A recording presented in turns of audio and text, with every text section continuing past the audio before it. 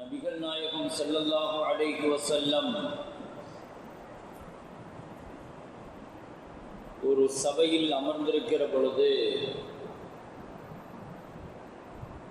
நபித்தோழர்கள் நிறைந்திருக்கிற அந்த சபையில் நான் ஒரு அமானிதத்தை உங்களிடம் ஒப்படைக்கப் போகிறேன். அந்த அமானிதத்தை என்னிடமிருந்து உங்களில் யார் அதன் ஹக்கை நிறைவேற்றுவதாக எனக்கு வாக்களிக்கிறீர்களோ அவர்களிடம் நான் அந்த அமானிதத்தை ஒப்படைப்பேன் என்று நபிகள் நாயகம் ஸல்லல்லாஹு அலைஹி வஸல்லம் சொன்னார்கள். நான் ஒரு அமானிதத்தை ஒப்படைக்கப் போகிறேன். அந்த அமானிதத்தை அதனுடைய ஹக்க கடமையை உங்களில் யார் நிறைவேற்றுவீர்களோ அவர்களுக்கு நான் அந்த அமானிதத்தை ஒப்படைக்கிறேன் அப்படின்னு சொன்னாங்க. சபையில் இருந்த அபூ ஹுரைரா ரலியல்லாஹு அன்ஹு எழுந்து சொன்னாங்க, யா ரசூலல்லாஹ், அந்த அமானிதத்திற்குரிய உரிமையை கடமையை ஹக்க நான் நிறைவேற்றுறேன், என்கிட்ட கொடுங்க அப்படின்னு சொன்னாங்க. அதனுடைய கடமை என்னன்னு கேட்டாங்க. அதனுடைய உரிமை என்ன, அதனுடைய ஹக்க என்ன என்று கேட்கிற பொழுது ஸல்லல்லாஹு அலைஹி வஸல்லம் சொன்னார்கள், அதை நீங்கள் கேட்டு அமல் செய்யணும். அமல் செய்கிற மக்களுக்கு சொல்லிக் கொடுக்கணும். நீங்களும் அமல் செய்யணும், அதை மனப்பாடம் பண்ணிக்கிறணும், அதை அமல் செய்கிற மக்களுக்கு கொண்டு போய் சேர்த்தரணும் அப்படின்னாங்க.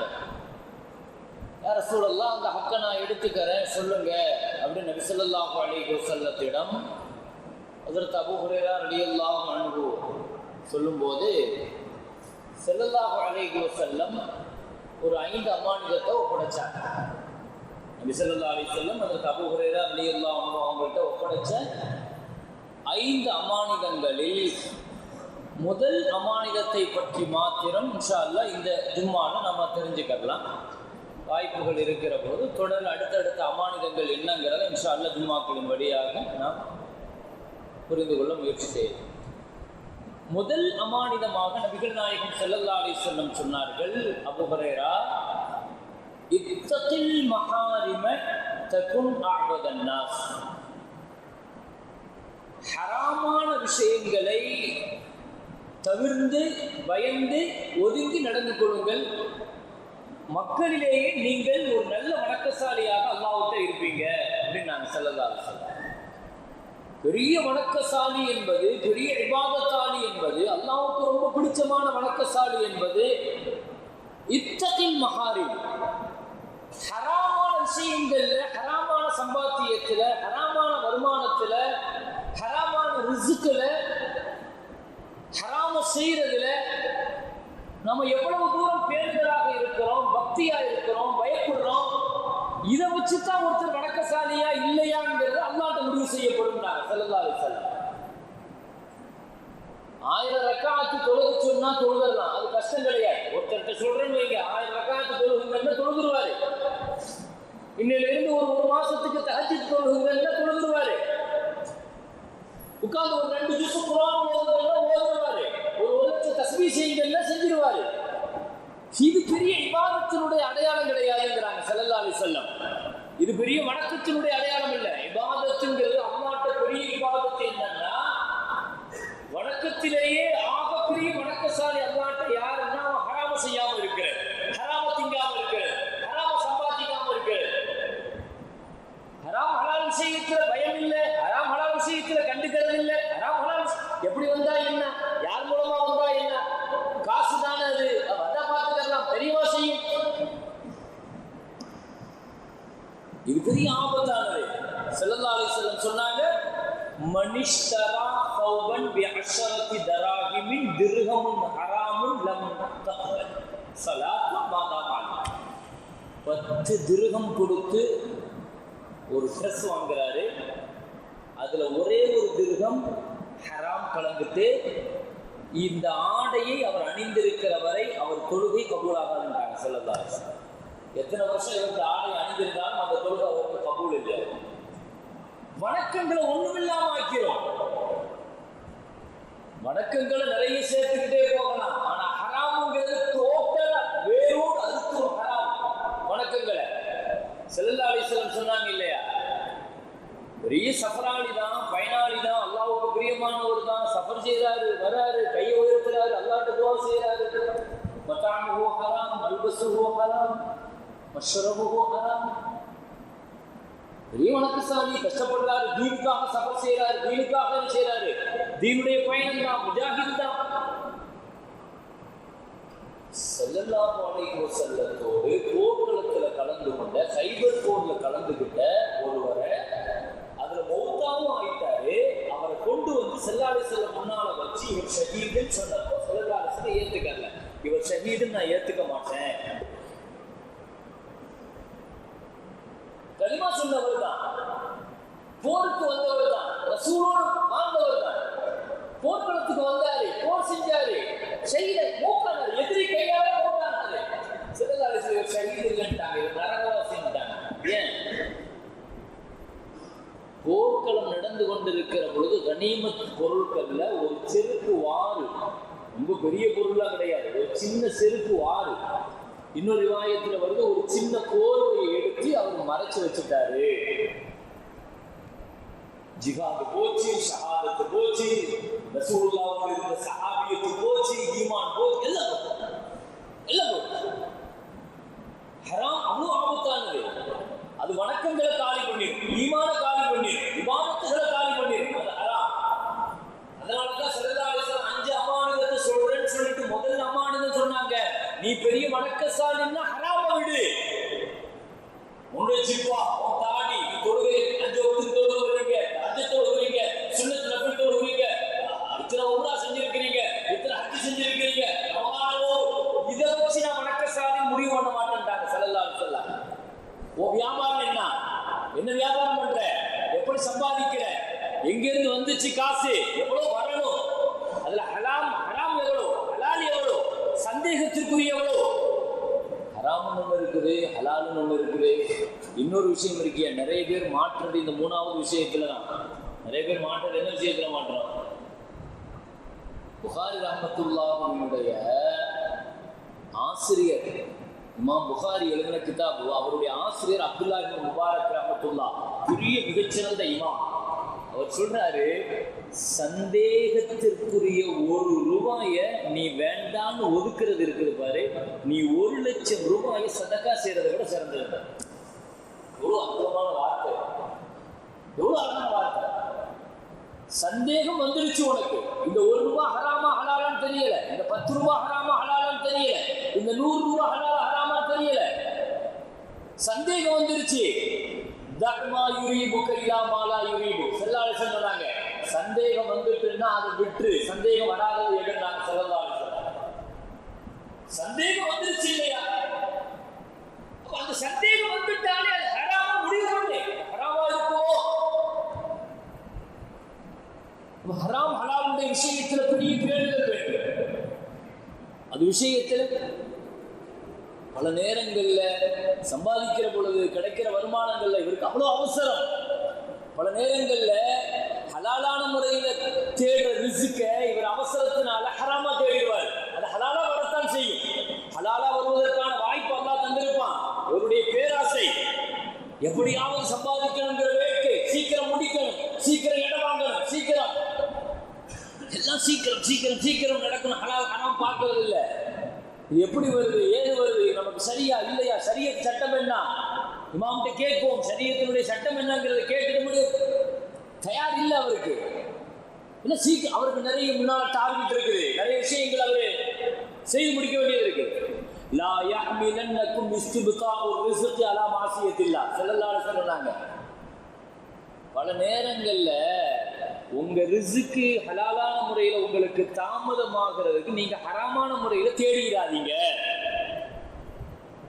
ஹராமா ஹலாலா இருக்கிற பொழுது கொஞ்ச நாட்கள் ஆகும், நீடிக்கும், ஆகட்டுமே, பறக்கத்து இருக்கும் இல்லையா. ₹1,00,000 வந்து ₹2,00,000 ஆஸ்பத்திரி செலவுக்கு போறது இல்லை ஹலாலா. இது பரக்கத்தான இது. அதே 10,000 ரூபாயை தந்தா, அந்த 1,00,000 ரூபாயினுடைய தேவையை தந்தா, ஆஃபியத்தை தந்தா, அதெல்லாம் பரக்கத்தது. இது ஹலால்ல தான் கிடைக்கும். இது ஹலால்ல தான் கிடைக்கும். நீங்க ஹராம எவ்வளவுதான் சம்பாதிங்க, யாருக்காக? என் மக்களுக்காக, என் பிள்ளைகளுக்காக, என் வம்சத்திற்காக என்று சம்பாதிக்கிறீர்கள். ஆனா எந்த நிம்மதிக்காக உங்க பிள்ளைகளுக்காக சம்பாதிக்கிறீங்களோ அந்த நிம்மதியான வாழ்க்கையை பிள்ளைக்கு அல்லாஹ் கொடுக்கணுங்கிறது என்ன உத்தரவாதம்? அது ஹலாலாக இருந்தா மட்டும்தான். ஹலாலாக இருந்தா மட்டும்தான். வரலாற்றில் ஹலால தேடி தேடி தேடி பார்த்து பார்த்து சம்பாதிச்ச அதில் அப்துல்லாஹி உமர் இப்னு அப்துல் அசீஸ் ரஹ்மத்துல்லாஹ் மூத்தா போகிற பொழுது பெரிய காசெல்லாம் வச்சுட்டு போகல. உலகத்தினுடைய 90% ஆட்சியை கையில் வச்சிருந்த உமர் இப்னு அப்துல் அசீஸ் ரஹ்மத்துல்லாஹ் மக்கள் 9 பிள்ளைங்களுக்கு மேல சொத்து எவ்வளவு? ஒரு 20 தீனார்கள் ரொம்ப கம்மியா வச்சுட்டு போனார். என்னங்க இப்படி பிள்ளைங்களை வச்சுட்டு போறீங்கன்னு கேட்டாங்க. சொன்னாங்களாம், எத்தவல்ல சாலிஹீன், அல்லாஹ் தஆலா சொன்ன குர்ஆன்ல சாலிஹீன்களான மக்களுக்கு அல்லாஹ் பொறுப்படுத்திக்கிடுவான், அல்லாஹ் கைவிட மாட்டான் அந்த மக்களுக்குன்னு அல்லாஹ் குர்ஆன்ல சொல்றான். என் பிள்ளைய நான் சாலிகான பிள்ளையா வளர்த்துருக்கிறேன். என் மக்களை சம்பாத்தியமான பெரிய பணக்காரர்களாக நான் வளர்க்கறதை விட என் பிள்ளைங்களை சாலிகான பிள்ளைகளா நான் வளர்த்துருக்கிறேன். சாலிகான பிள்ளைகளை அல்லாஹ் கைவிட மாட்டேன்னு சொல்லியிருக்கிறான். இன்ஷா அல்லாஹ் அல்லாஹ் மேல எனக்கு நம்பிக்கை இருக்கு, என் மக்கள் அல்லாஹ் கைவிட மாட்டான்னு சொல்லிட்டு மௌத்தா போயிட்டாங்க உமர் இப்னு அப்துல் அசீஸ் ரஹ்மத்துல்லாஹ். அதே காலகட்டத்தில் தான் அவருடைய மச்சான், அவருடைய ஒய்ஃபுடைய சகோதரர் அப்துல் மலிக் நினைக்கிறேன், அவரு ஹராம் ஹலால் இதெல்லாம் பார்க்காம கண்ணா பின்னான்னு சம்பாதிச்சு பிள்ளைகளுக்கு சொத்துக்கு மேல சொத்து, பள்ளிவாசலுடைய பெரிய பெரிய பெரிய பெரிய கடைசியில் வரலாற்றில் எழுதுறாங்க, அவர் மக்கள் எல்லாம் பள்ளிவாசலுடைய வாசல்கள்ல இருந்து பிச்சை எடுத்தாங்களாம். உமர் இப்னு அப்துல் அசீஸ் ரஹ்மத்துல்லாஹ்வுடைய மக்கள் எல்லாம் பெரிய பெரிய ஆளுநர்களாக, ஆட்சியாளர்களாக வரலாற்றில் வாழ்ந்தாங்க. வரலாற்றில் பார்க்கிறோம். இமாம் ஷாஃபி ரஹ்மத்துல்லாஹ் சொல்லுவாங்க, என்ன காரணம்? இங்க மக்களுக்காகத்தான் சேர்க்கிறோம், மக்களுக்காக சேர்க்கிறோங்கிற பேருக்காக ஹராம் ஹலால் பார்க்காம. இமாம் புகாரி ரஹ்மத்துல்லாஹ் பிறக்கிற பொழுது அந்த பிள்ளைக்கு பார்வை தெரியாது. இமாம் புகாரி பிறக்கிற பொழுது பிள்ளைக்கு பார்வை இல்லை, கண் தெரியாத பிள்ளையை அல்லாஹ் கொடுத்துட்டான். கண் தெரியாத பிள்ளையை கொடுத்தவுடன் அவருடைய வாப்பா பிள்ளைய மடியில போட்டுட்டு துவா செஞ்சாங்க, யா அல்லாஹ் என் பிள்ளைக்கு நீ பார்வையை கொடு, இன்ஷா அல்லாஹ் என் பிள்ளையினுடைய வாயில ஒரு திருகம் கூட ஹராம் போக மாட்டான், அப்படி சம்பாதிக்க மாட்டேன்னு சொன்னாங்க. என் பிள்ளையினுடைய வாயில ஒரு ஹராமான உணவு போகாது. குர்ஆன்ல அல்லாஹ் சொல்றான், யா அய்யுஹன் நாஸ் யா அய்யுஹர் ரசூல், ரசூல்மார்களே ஹலால சாப்பிடுங்க, நல்ல அமல் செய்யுங்க. அப்படி என்ன அர்த்தம்னா, ஹலால சாப்பிட்டா தான் அமல் செய்யணுங்கிற நசீபே கிடைக்குங்க. ரெண்டுக்குமே பெரிய ஜாயிண்டிங் இருக்குதுங்க. நமக்கு வணக்கத்துக்கு மேல ஒரு பெரிய பிடிப்பு இல்லை, ஈடுபாடு இல்லை, சோம்பேறித்தனமா இருக்குது, செய்ய முடியல, காலையில் எழுந்திருக்க முடியல, ஃபஜ்ருக்கு தொழ முடியல, தஹஜ்ஜுக்கு எழுந்திருக்க முடியல, கொஞ்ச நேரம் உட்கார்ந்து குர்ஆன் ஓத முடியல. என்ன காரணம்? என்ன நினைக்கிறீங்க அதுக்கு? மார்க்க இமாம்கள் சொல்றாங்க, உங்க வருமானத்தை, உங்க சம்பாத்தியத்தை நீங்க முதல்ல என்ன செய்யுங்க, ஆய்வு செய்யுங்கிறாங்க. வணக்கத்தில் உங்களுக்கு சோம்பேறித்தனம் வருதுன்னா உங்க வருமானத்தை பாருங்கிறாங்க. வருமானம் சரியில்லாத பொழுதுதான் வணக்கத்தின் மேல ஈடுபாடு வராது. பாவத்தின் மீது ஈர்ப்பு இருக்குதா, ஆசை இருக்குதா, பாவத்தின் மீது ஒரு ஈர்ப்பு ஏற்படுதா, இது ஆபத்தானது. ஹலால் உடம்புல சேர்ந்துட்டுன்னு அர்த்தம், ஹராம் ஹராம் உடம்புல சேர்ந்துட்டுன்னு அர்த்தம். இத்தகீல் மஹாரிம் தகுன அபதன்னா. ரசூல்மார்களே, ரசூல்மார்களை பார்த்து அல்லாஹ் இப்படித்தான் என்ன, ரசூல்மார்களே நீங்க ஹலால சாப்பிடுங்க, நல்ல அமல் செய்வீங்கிற அல்லாஹ். இந்த குர்ஆன்ல இந்த வசனம் இறங்கின பொழுது சாதி இப்னு அபீ வக்காஸ், சாதி இப்னு முஆத் ரலியல்லாஹு அன்ஹு ஸல்லல்லாஹு அலைஹி வஸல்லம் கேட்டாங்க, யா ரசூலல்லாஹ் உதுல்லாஹ் யஜஅலனி, நான் எப்போ துவா கேட்டாலும் துவா கபூலாகும் யா ரசூலல்லாஹ், அதுக்காக நீங்க துவா செய்யுங்க. எத்தனையோ துவா செய்ய சொல்லியிருக்கிறாங்க. இந்த சஹாபி இந்த ஆயத்து இறங்கின உடனே வந்து என்ன சொன்னாங்களா, நான் எப்போ துவா கேட்டாலும் என் துவா கபூல் ஆகணும், அப்படி ஒரு துவாவை நீங்க செஞ்சுட்டாங்களேன்னு சொன்னாங்க. ஸல்லல்லாஹு அலைஹி வஸல்லம் சொன்னாங்க, அதுக்கு நான் துவா செய்யறது இருக்கட்டும், நான் இது துவாவால வாங்குறது இல்லைன்ட்டாங்க ஸல்லல்லாஹு அலைஹி வஸல்லம். அத்தீபு மத்அமக தகுன் முஸ்தஜாப தாவா, உணவை ஹலாலாக்கிக்கோ, ஆட்டோமேட்டிக்காக உன் துவா கூட கபூலாகிடுங்க. உன் துவா எங்க தடங்கலாகி நிற்குதோ அந்த இடத்துல நீ விளங்கிக்கோ, ஏதோ ஒரு ஹராமு தடுத்து நிற்குது விளங்கிக்கோ. நான்லாம் சரியா தான் சம்பாதிக்கிறேன், என் சம்பாத்தியம் தான் சரிதான், நாமளா ஒரு நமக்கான நியாயத்தை தேடிக்கிறோம். இந்த ஆயத்தும் ரசூலுடைய இந்த வார்த்தையும் கிடைத்ததற்கு பின்னால சாகர் ரலியல்லாஹு அவங்க வீட்டில் வளர்த்த ஒரு ஆட்டினுடைய பால் தான் பெரும்பாலான உணவு. அந்த ஆடு ஒரு நாள் பக்கத்து வீட்டில் போய் புல்ல மேய்ஞ்சிட்டு வந்துட்டா. அந்த ஆடு மௌத்தா போற வரைக்கும் அந்த ஆட்டினுடைய பாலை குடிக்கவே இல்லை. எவ்வளவு பெரிய பேடுதல் பாருங்க. ஹராம் ஹலாலுடைய விஷயத்தில் அவ்வளவு பேடுதலா இருந்திருக்கிறாங்க. நம்ம அதை கண்டுக்கிறது இல்லை. நான் சொன்ன அப்துல்லாஹி இப்னு முபாரக் ரஹ்மத்துல்லாஹ் 2000 கிலோமீட்டர் மக்காவிலிருந்து சிரியாவுக்கு போனாங்களா. போன இடத்துல சிரியாவுக்கு போன இடத்துல ஒரு வேலையில ஒருத்தர் ஒரு பேனா வாங்கினாங்க. ஒரு பேனா வாங்கிட்டு பேனாவை எழுதிட்டு மறந்து போய் மக்காவுக்கு கொண்டு வந்துட்டாரு. பேனா தான் மறுபடியும் 2000 கிலோமீட்டர். இன்னைக்கு என்ன விமானம் மாதிரி பயணமா? அது வராங்க 2 மாசம் ஆகும். 2 மாசம் பயணப்பட்டு வரணும். பேனாவை திரும்ப கொடுக்கறதுக்கு மறுபடியும் சிரியாவுக்கு போனாங்க. அரபு நாட்டுல இருந்து மறுபடியும் சிரியாவுக்கு போறாரு. ஒரு பேனா நரகத்துக்கு கொண்டு போயிருங்க. நவுதுபில்லாஹ் எல்லாம் பாதுகாக்கணும். ஹராம் ஹலாலுடைய விஷயத்தில் இவ்வளவு கவனக்குறைவாக இருக்கிறோம் இந்த சமுதாயம். இந்த சமுதாயத்தினுடைய துஆக்களும் கண்ணீரும் ஏன் வீணடிக்கப்படுது? இந்த சமுதாயத்திற்கு எதிராக செய்கிற சூழ்ச்சிகளுக்கு முன்னால இந்த உம்மத்தினுடைய கண்ணீர்கள் அல்லாஹ்விட விரோதிக்கு இல்லாம போயிடுச்சு. என்ன காரணம் யோசிக்கிறோம்? எத்தனை தடவை யோசிச்சிருக்கிறோம்? நம்ம இடத்துல இருந்து இதை யோசிக்கணும். கல்லா கட்டுனா சரிங்கிற மாதிரி எடுத்து போடுறது அல்ல. ஒரு முஸ்லிமுடைய வாழ்க்கை அப்படி இருக்கக்கூடாது. நாம் ரொம்ப பயப்பட வேண்டிய விஷயம் அது. அபூ ஹுரைரா ரலியல்லாஹு அன்ஹு ரசூலுல்லாஹ் கொடுத்த முதல் அமானிதம் அதுதான். இத்தகில் மஹாரிம் தகுன அபதன் நாஸ். அபூ ஹனீஃபா ரஹ்மத்துல்லாஹி ஒருத்தர் வந்து சட்டம் கேட்டாரு. ஒருத்தர் வந்து என் ஆடு காணாம போயிட்டு திருட்டு போயிட்டுனாரு. என் ஆட்டை ஒருத்தன் திருடிட்டான்னு சொன்னாரு. நீதிபதிகிட்ட வந்து அபூ ஹனீஃபா ரஹ்மத்துல்லாஹ் ஜட்ஜிட்ட வந்து இது சொல்றாரு, கண்டுபிடிக்கிறதுக்கான ஏற்பாடு. ஆனா ஜட்ஜி என்ன சொன்னாங்க தெரியுமா? ஒருத்தரை கூப்பிட்டு கேட்டாங்க, ஒரு ஆடு எத்தனை வருஷம் வாழும் கேட்டாங்க. அவர் சொன்னாரு ஒரு 10 வருஷம் 12 வருஷம் சொன்னாங்க. அபூ ஹனீஃபா ரஹ்மத்துல்லாஹ் சொன்னாங்க 10 வருஷம் நான் ஆட்டினுடைய இறைச்சி சாப்பிடவே மாட்டேன்ட்டாங்க. ஏன்? திருடப்பட்ட அந்த ஆடு எந்த சந்தையில் விற்கப்படுமோ அது விற்கப்பட்டு அது நான் வாங்கிடக்கூடாது இல்லையா? எனக்கு ஹலால் தான், அது வேற பிரச்சனை. ஆட்டுல சந்தையில வித்துட்டாங்க, நான் போய் ஹலாலான காசை கொடுத்து வாங்குறேன். அப்படி வாங்கினாலும் அது எவ்வளோ ஒருவர் பாதிக்கப்பட்டு இருக்கிறான் இல்லையா? யாரோ ஒருவருடைய பொருள் எவ்வளோ ஒருத்தர் ஹராமா எடுத்திருக்கான் இல்லையா? இது பேணுதல். சட்டங்களை விட அடுத்த கட்டம் பேணுதல். உமர் ரலியல்லாஹு அன்ஹு சொல்லுவாங்க, நீங்கள் எல்லாம் ஹராம விடுறதுக்கே யோசிப்பீங்க, நாங்க ஹலாலையே விட்டோம். நிறைய ஹலால விட்டுருக்கிறோம். அது ஹலாலுன்னு எங்களுக்கு தெரியும்.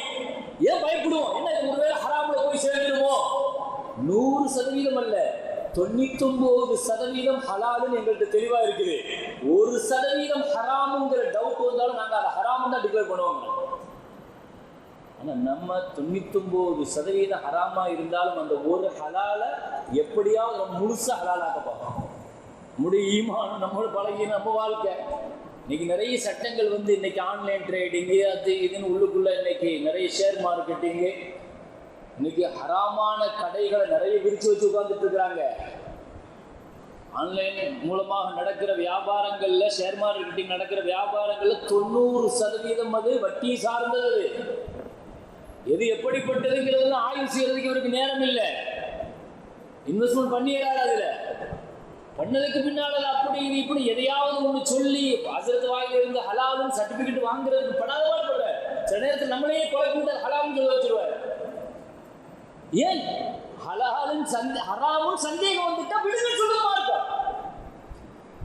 ஹராமும் டிக்ளேர் பண்ணிட்டு விடுங்கன்னு சொல்லல, சந்தேகம் வந்துட்டாலே விடுன்னு சொல்லுது. சந்தேகம் வருது இல்லையா? ஏன் சந்தேகம் வந்துச்சு? அல்ல ஹலால் வைக்கணும், ஒரு ஹராம் வைக்கணும். ஹலால் தெளிவா இருக்குது, ஹராம் தெளிவா இருக்குது. ஒபைனஹுமா முஸ்தபிஹா சொல்லாங்க. ரெண்டுக்கும் மத்தியில சந்தேகத்திற்குரியது இருக்குது.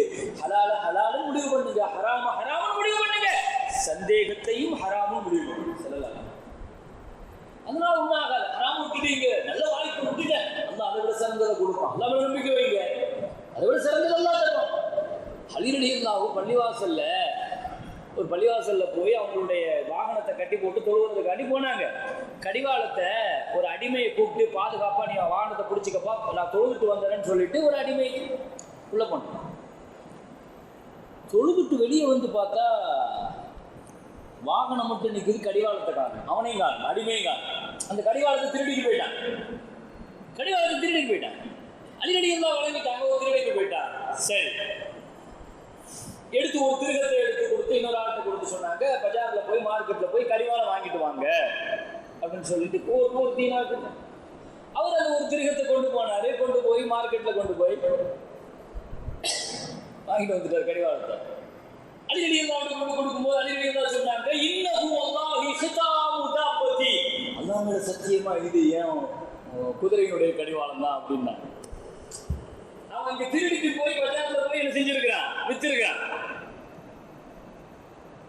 அலிரலியல்லாஹு சொன்னாங்க, இந்த ஒரு திருகத்தை நான் அவனுக்கு கொடுக்கணும்னு நினைச்சிட்டு இருந்தேன். நான் வச்சிருந்தது இந்த ஒரு திருகம் எதுக்காக வச்சிருந்தேன், வெளியே வந்து அவனுக்கு அன்பளிப்பா கொடுக்கணும்னு நினைச்சிருந்தேன். நான் ஹலாலா கொடுக்கணும்னு நினைச்சதை அவன் அவசரப்பட்டு ஹராமா தேடிக்கிட்டான். நான் கொடுத்திருந்தா அவனுக்கு ஹலாலா இருக்கும் இல்லையா, அதே ஒரு திருகம் தான் அது. அந்த ஒரு திருகத்தை அவன் வாங்கியிருக்கிறான், அவன் திருடி வாங்கியிருக்கிறான். பல நேரங்களில் இதை நம்ம யோசிக்க வைக்கிறது. அல்லாஹ் நமக்கு ஹலாலா தரணும்னு நினைச்சிருப்பான். ஹலாலா அந்த காசு கொண்டு அவன் பூர்த்தியாகணும்னு நினைச்சிருப்பான். இவர் ஹராமான வழியில நிறைய காசு தேடக்கூடிய அவசரத்தில் அவர் தேடுவாரு. ஒருவேளை அல்லாஹ் அதை நிறைவேற்றி கொடுக்கலாம், நிறைவேற்றினாலும் கூட துன்யாவுடைய தேவை நிறைவேறினாலும் கூட ஹலாலா வர வேண்டியது ஹராம்ல மாட்டேங்கிறோம். அந்த விஷயத்தில் பெருங்கொண்ட பேணுதல் வேண்டும் பெருமக்களே. நபிகள் நாயகம் ஸல்லல்லாஹு அலைஹி வஸல்லம் இந்த உம்மத்தை ஹலால் ஹராமுடைய விஷயத்தில் அவ்வளோ பேணுதலாக இருக்க சொன்னாங்க. என்ன இபாதத்தை வணக்கத்தை ஒண்ணுமில்லாம ஆக்கியோம். அதற்கு அபூ துஜானா ரலியல்லாஹு ஒரு சஹாபி, அந்த சஹாபியினுடைய பக்கத்து வீட்டுக்காரனுடைய மரம் வந்து இவங்க வீட்டில் அந்த கிளைகள் வந்து பேரிச்சம்பழங்கள் எல்லாம் விழும். மரம் அவன் வீட்டு மரம் தான், ஆனால் கிளைகள் இந்த பக்கம் வரைக்கும் இருக்கிறதுனால சில பேரிச்சம்பழங்கள் இந்த பக்கம் விழும். அபூ துஜானா ரலியல்லாஹு எப்பவுமே தொழுது முடிச்ச உடனே ஃபஜ்ர் தொழுத உடனே வேகமாக ஓடிடுவான். சஹாபிகளை பொறுத்த வரைக்கும் ஃபஜ்ர் முடிச்ச உடனே போகிறது சஹாபாக்களுடைய பழக்கம் இல்லை. அது ரொம்ப ஆச்சரியமா பார்க்கப்படும். அந்த காலகட்டத்தில் அபூ துஜானா ரலியல்லாஹு ஃபஜ்ர் முடிச்ச உடனே ஒரு நாள் ஸல்லல்லாஹு அலைஹி வஸல்லம் கூப்பிட்டாங்க. கேட்டாங்க, என்ன ஃபஜ்ர் முடிச்ச உடனே வேகமா போறீங்க, இப்படி என்ன அவசரம்? அல்லாஹ்ட்ட துஆ கேட்கிற நேரம் இல்லையா, அல்லாஹ்ட்ட துஆவுக்கான நேரம் இல்லையா, தஸ்மீக்கான நேரம் இல்லையா? அது அவ்வளோ முக்கியமான நேரத்தை இப்படி வீணாக்கிட்டு அவ்வளோ வேகமாக போய் என்ன அவசரமா என்ன வேலை பார்க்க போயிடும்? இஸ்லாத்து வரைக்கும் கூட இருக்க முடியாது உங்களாலும் கேட்டேன். இல்லை யார் ரசூலல்லாஹ், என் பக்கத்து வீட்டுக்காரனுடைய மரம் என் வீட்டில் என்னுடைய பழங்கள் விடுறதுனால பிள்ளைங்க எழுந்திருச்சா எடுத்து சாப்பிடக்கூடாது பேரிச்சம்பழத்தை, அதனால சீக்கிரமாக போய் பிள்ளைங்க தூங்கி எழுந்திருக்கிறதுக்குள்ள நான் போய் வேகமாக அதை என்ன செஞ்சிருவேன்னா அதை எடுத்து அந்த வீட்டில் தூக்கி போட்டுருவேன். அதுக்கு தான் தினமும் வேகமாக போகிறேன். நபி ஸல்லல்லாஹு அலைஹி வஸல்லம் விளங்கிட்டாங்க, பாவம் எவ்வளோ தூரத்துக்கு இதுக்காக இது பண்ணுறான்னு வாங்கிட்டு ஸல்லல்லாஹு அலைஹி வஸல்லம் என்ன செஞ்சாங்க, ஒருத்தரை கூப்பிட்டு நீங்கள் போய் அந்த பக்கத்து வீட்டுக்காரன், அவன் ஒரு முனாஃபிக் நயவஞ்சகன், முஸ்லீம் மாதிரி வேடம் அறிந்து இருப்பான் இல்லையா, அது முனாஃபிக்னு எழுதுறாங்க கிதாபுல. ஸல்லல்லாஹு அலைஹி வஸல்லம் அவன்கிட்ட அனுப்பி சொன்னாங்க, அந்த மரத்தை நீங்கள் அபூ துஜானாவுக்கு வித்துருங்க அப்படின்னு சொல்லிட்டு விலை பேசிட்டு வாங்கன்னு சொல்லிட்டு அனுப்புகிறாங்க ஒருத்தரை. அவன்கிட்ட போய் சொன்னவங்க, பக்கத்து வீட்டுக்காரர் அபூ துஜானாவுக்கு இந்த மரத்தை வித்துருங்களா, என்ன ரேட்டு சொல்லுங்க கொடுத்துடலாம். அவன் சொன்னா இல்லை அதெல்லாம் கொடுக்க முடியாதுன்னு திரும்ப அனுப்பிட்டான். நபி ஸல்லல்லாஹு அலைஹி வஸல்லம் திரும்ப வேற ஒருத்தர் அனுப்பினாங்க. அனுப்பி சொன்னாங்க, எனக்காக விற்க சொல்லுங்க, எனக்கு தர சொல்லுங்க, நான் ஒரு என்ன ரேட் வந்து நான் கொடுத்து வாங்கிக்கிறேன். ஸல்லல்லாஹு அலைஹி வஸல்லம் பாருங்கன்னா ஹராம் விஷயத்துல பிள்ளைங்க ஹராம சாப்பிடக்கூடாது. ஒரு பேரிச்சம்பழம் தானே, ஹசன் ரலியல்லாஹு ஒரு சின்ன பிள்ளை வாயில எடுத்து போட்ட உடனே ஸல்லல்லாஹு அலைஹி வஸல்லம் ஓடி வந்து வாயில இருந்து அந்த பேரிச்சம்பழத்தை எடுத்து வெளியே தூக்கி போட்டாங்க இல்லையா. மகனே வேண்டாமா, இது சதக்கா பேரிச்சம்பழம், சதக்கா வந்து நமக்கு ஹலால் இல்லை, நம்ம சாப்பிடக்கூடாது, நம்ம குடும்பம் அவ்வளோ பைத்தர்களுடைய குடும்பம் நமக்கு சதக்கா சாப்பிடக்கூடாதுன்னு சொல்லிட்டு பிள்ளைகளுடைய வாயில 2 வயசுல இருந்து அந்த பேரிச்சம்பழத்தை எடுத்து வெளியே போட்டாங்க. ஒரு நாள் ஸல்லல்லாஹு அலைஹி வஸல்லம் ஹசன் ரலியல்லாஹு ஹுசைன் ரலியல்லாஹு 2 பிள்ளையை தூக்கிட்டு வந்து ஃபாத்திமா நாயிட்ட கொடுத்துட்டு சொன்னாங்க, ஃபாத்திமா அல்லாஹ் உன்னை சொர்க்கத்தினுடைய தலைவியா தேர்வு செஞ்சுட்டான் அப்படின்னா. அல்லாஹ் உன்னை சொர்க்கத்தினுடைய தலைவியா தேர்வு செஞ்சுட்டான். எதுக்காக தெரியுமா, நீ பெரிய இபாதத்தை செஞ்சுட்டேங்கிறதுக்கெல்லாம் இல்லை. அல்லாஹ் உன்னை எதுக்காக தலைவியா தேர்வு செஞ்சான்னா, நான் பிள்ளைகளை காணும்னு சொல்லி தேடி போனேன், 3 நாளா பிள்ளைங்க சாப்பிடலன்னு சொல்லி நீ என்கிட்ட சொன்ன, பிள்ளைங்க அழுதுட்டே போயிட்டாங்கன்னு நீ சொன்ன, நான் பிள்ளைங்களை தேடி போனேன், ஒருத்தன் ஆடு மேய்ச்சிட்டு இருந்தா அவன்கிட்ட கேட்ட 2 சின்ன பிள்ளைங்க வந்தாங்களான்னு கேட்டேன். அந்த ஆடு மேய்ச்சிட்டு இருந்தவன் சொன்னா, ஆமா இந்த இப்படி 2 பிள்ளைங்க அழுதுகிட்டே வந்தாங்க, என்னப்பான்னு கேட்டேன், பசியா இருக்குதுன்னு சொன்னாங்க.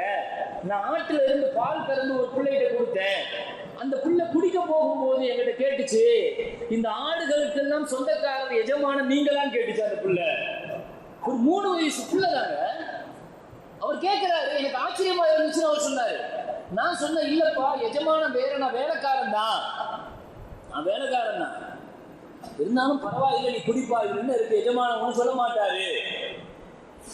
இல்ல அது உங்களுக்கே ஹலால் இல்லை, அல்லது எஜமானன் ஹலால் ஆக்கி இருந்தா உங்களுக்கு ஹலால் ஆகும், எங்களுக்கு எப்படி ஹலால் ஆகும் அப்படின்னு சொல்லிட்டு திரும்ப கொடுத்துட்டாரு.